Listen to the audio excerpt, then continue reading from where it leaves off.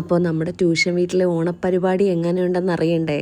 ഇന്നെടുത്ത മുഴുവൻ വീഡിയോ ഞാൻ പാർട്ടായിട്ടായിരിക്കും ഇടുന്നത്. അപ്പോൾ വീഡിയോയിലേക്ക് പോവാം. ഞാൻ രാവിലെ ഒരു 6 മണിക്കാണ് എഴുന്നേറ്റത്. ഇന്നലെ എല്ലാം അരിഞ്ഞു പെറുക്കി വെച്ചതുകൊണ്ട് ടെൻഷൻ ഫ്രീ ആയിരുന്നു. ഇവിടുത്തെ കുഞ്ഞുങ്ങളുടെ അടുത്ത് 10 മണിക്ക് വരാനാണ് പറഞ്ഞത്. അതിനു മുമ്പേ നമ്മുടെ കറികളും ചോറും എല്ലാം റെഡി ആവണം. പൂ ഇറുക്കുന്നതും പൂക്കളമിടുന്നതുമായിട്ടുള്ള സകല ഉത്തരവാദിത്വവും ഞാൻ കുട്ടികളെ തന്നെയാണ് ഏൽപ്പിച്ചിരിക്കുന്നത്. 9 മണിയായപ്പോഴേക്കും നമ്മുടെ കറികളെല്ലാം സെറ്റായി. ഞങ്ങളുടെ കൊല്ലം ജില്ലയില് സദ്യക്കൊക്കെ പരിപ്പില്ലാതെ ഒരു കറിയില്ല. പരിപ്പും പപ്പടവും അടിപൊളി ടേസ്റ്റാണ്.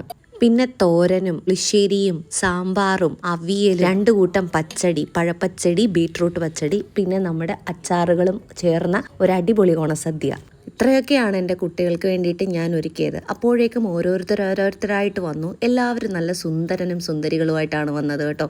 അവരെ കൊണ്ട് പറ്റുന്ന രീതിയിലുള്ള ചെറിയ ഹെൽപ്പുകളൊക്കെ അവർ ചെയ്തു. നമ്മുടെ മർവയുടെ ഡിസൈനിൽ മനോഹരമായൊരു അത്തപ്പൂ പുറത്ത് ഒരുങ്ങുന്നുണ്ട് കേട്ടോ. ചേച്ചിയാണെങ്കിൽ അപ്പുറത്ത് പായസം ഉണ്ടാക്കുന്ന തിരക്കിലാണ്. എനിക്ക് എന്താവശ്യം വന്നാലും അവൾ ഓടി വരും. ഇവള് മാത്രമല്ല, എൻ്റെ അനിയത്തിയും പറ്റുന്ന പോലെയുള്ള എല്ലാ സഹായങ്ങളും ചെയ്തു തരും. കുറച്ചധികം വേവുള്ള അരിയായതുകൊണ്ട് ആളൊന്ന് വെന്ത് കിട്ടാൻ കുറച്ചു നേരം നമ്മളൊന്ന് കാത്തിരിക്കേണ്ടി വന്നു. കളത്തിന്റെ ഡിസൈൻ കൊണ്ടുവന്നത് മറവയാണെങ്കിലും വലുതായിട്ട് അത് മണ്ണിലേക്ക് വരയ്ക്കാൻ ആൾക്ക് സാധിച്ചില്ല. പിന്നീട് നമ്മുടെ ഹാഫിസും ഫാറൂഖും കൂടെ ചേർന്ന് അത് പൂർത്തീകരിച്ചു. ഞാൻ പിന്നെ ഒന്ന് ഫ്രഷ് ആവാൻ പോയിട്ട് തിരികെ വന്ന് നോക്കുമ്പോൾ കാണുന്ന കാഴ്ച ഇതാണ്. ഇവിടുത്തെ ചെറിയ കുട്ടിയാണ് പിന്നീട് ഇത് വരച്ചിരിക്കുന്നത്.